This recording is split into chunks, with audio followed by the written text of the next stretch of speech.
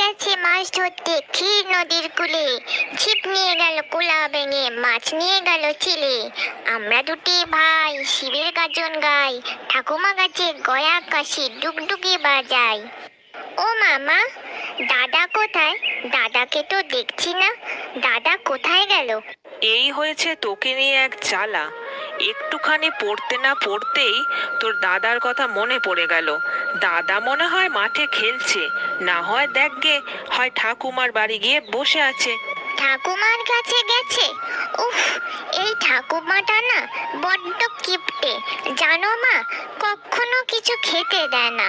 আমি আর দাদা কতবার গেছি, একটুও কিছু ভালো ভালো রান্না করে দেয় না। ও মা, সে আর বলতে, তোর ঠাকুমার জন্য আমাদের যে নাক কাটা যায়।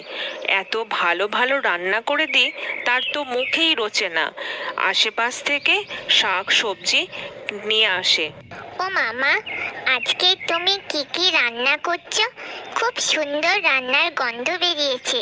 আজকে লাউ দিয়ে মুগ ডাল আর ঝিঙে আলু পোস্ত। নে, তুই আবার গল্প জুড়ে বসিস না, তাড়াতাড়ি পড়ে নে, পাঠশালার পড়াগুলো করে নে। ঠিক আছে মা, আমি এক্ষুনি আবার পড়ে নিচ্ছি। উঠোনে বসে কি করছো? কি আর করবো রে হতভাগা, ভাবছি যদি কাল বৈশাখী ঝড় ওঠে, তাহলে এর বাড়ির কুমড়ো, ওর বাড়ির লাউ যা পড়বে আঁচলে